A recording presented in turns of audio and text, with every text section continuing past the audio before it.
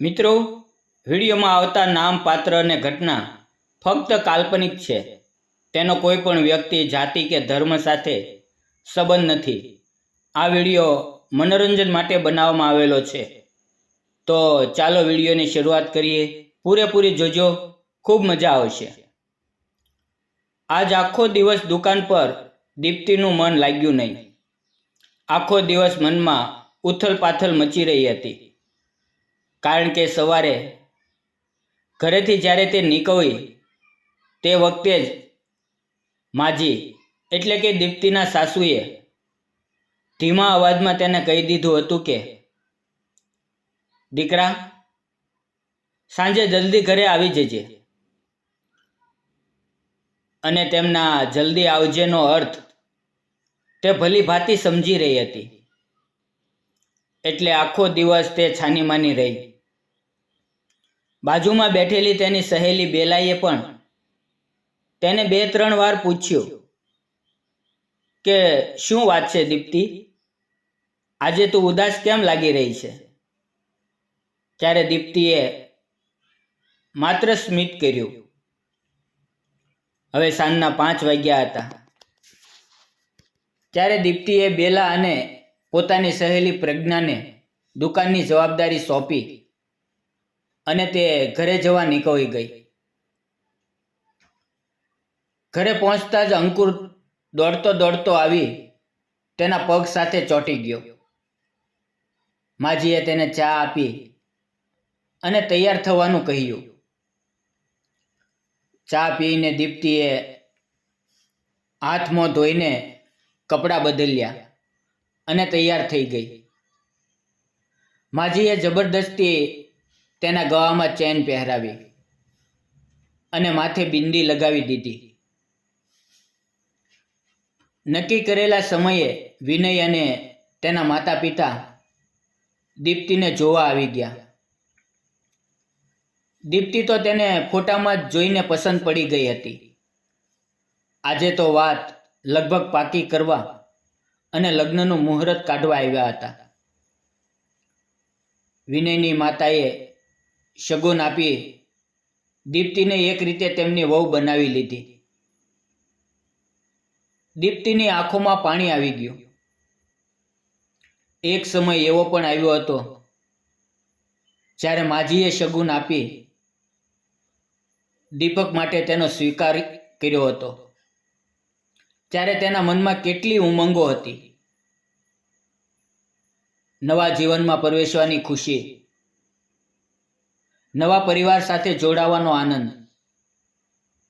પણ આજે એ બધું ફરી થઈ રહ્યું હતું. છતાં મનમાં કોઈ ખુશી કે ઉત્સાહ નહોતો, પણ ઉલટું દુઃખ અને ખાલીપો હતો. રાત્રે અંકુરે દીપ્તિના ગળામાં હાથ નાખીને પ્રેમથી પૂછ્યું, મમ્મી, તે અંકલ અને દાદા દાદી કોણ હતા? દીપ્તિએ તેના માથા પર હાથ ફેરવતા કહ્યું, બેટા, એ તો દાદાજીના મિત્રો અને તેનો પરિવાર હતો. અંકુર એને ચીપકીને ટૂંક સમયમાં ઊંઘી ગયો. પરંતુ દીપ્તિને આખી રાત ઊંઘ આવી નહીં. ફક્ત 6 વર્ષ પહેલા જ તેના દીપક સાથે લગ્ન થયા હતા. પ્રેમાળ પતિ આખો દિવસ સ્નેહ વરસાવતા સાસુ અને સસરા. દીપ્તિને લાગતું કે તેને દુનિયાનું બધું સુખ મળી ગયું.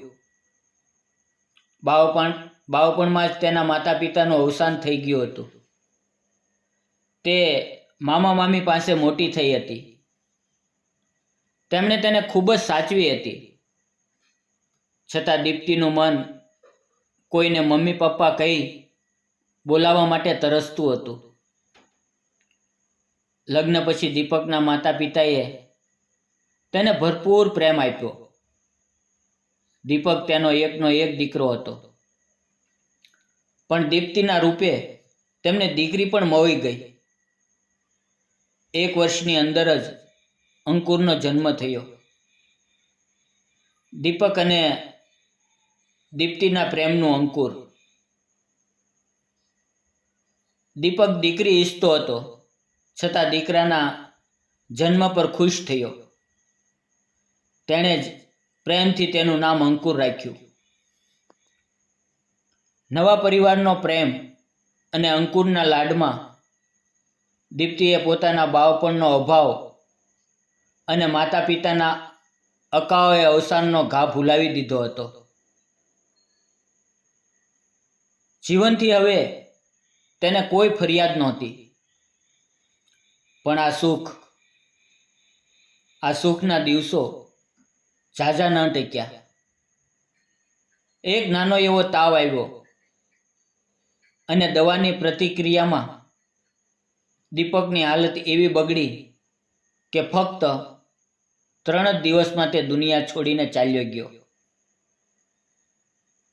દીપ્તિનું મગજ શૂન્ય થઈ ગયું. હસતો ખીલતો દીપક અચાનક ચાલ્યો ગયો. જાણે દુનિયામાં ક્યાંય તેનું અસ્તિત્વ જ ન રહ્યું.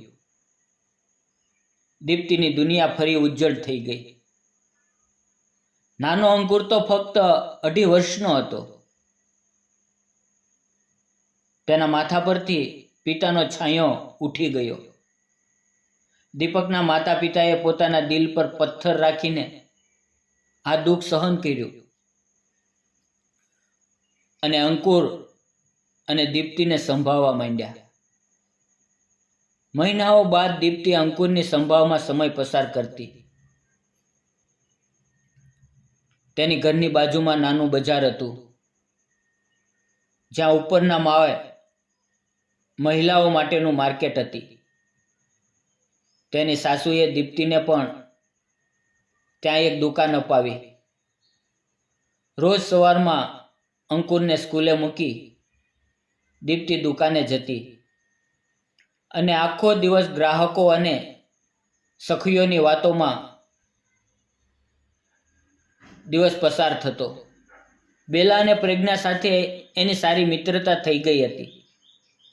હવે તે પોતાના જીવનમાં સામાન્ય બનવા માંડી. પણ સાસુ સસરાએ તેના ભવિષ્યની ચિંતા થવા માંડી. તેણે તેના ફરી લગ્ન માટે છોકરો શોધવાનું શરૂ કર્યું. દીપ્તિ તૈયાર નહોતી, પણ તેમને સાસુના આગ્રહ સામે ઝૂકવું પડ્યું. થોડા સમયમાં તેમને વિનય અને તેનો પરિવાર પસંદ આવ્યો. બધી વાતો પાકી થઈ ગઈ અને લગ્નની તારીખ નક્કી થઈ. પછી એક દિવસ માજીએ જણાવ્યું કે વિનય અંકુરને અપનાવવા તૈયાર નથી. તેની આ વાત સાંભળતા જ દીપ્તિ પર જાણે વીજળી પડી.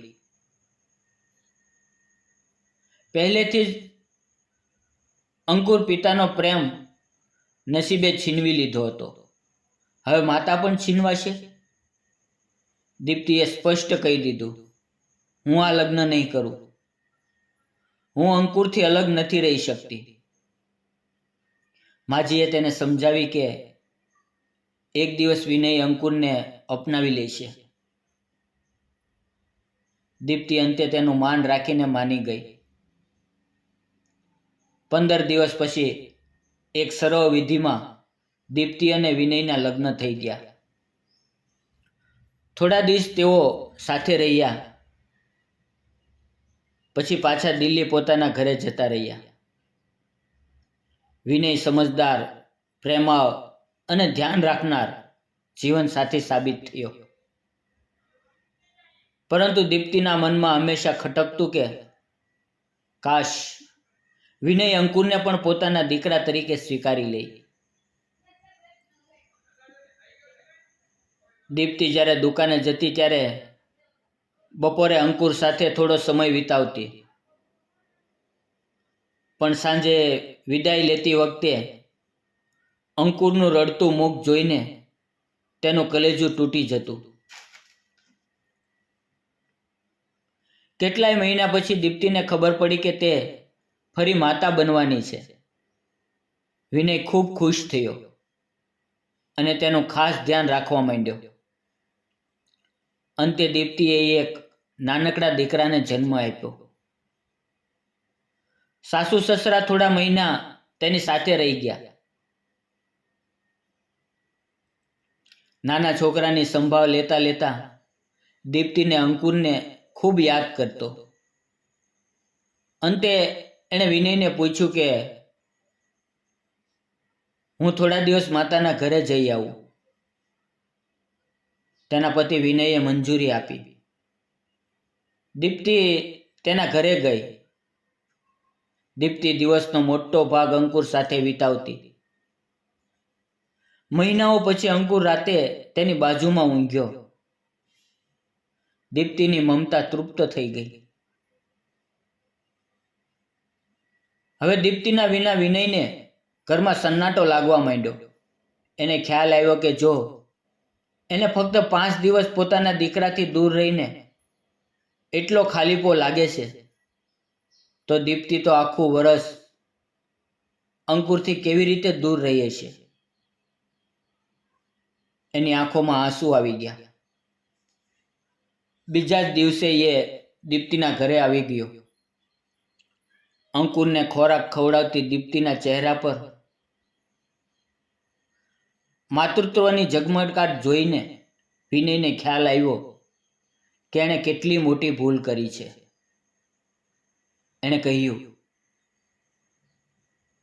ફક્ત મમ્મીને નહીં બેટા, તમને પણ ઘરે લેવા આવ્યો છું. હવે તમે પણ મમ્મી સાથે જ રહેશો. અંકુર ખુશ થઈ ગયો અને બોલ્યો, સાચું અંકલ?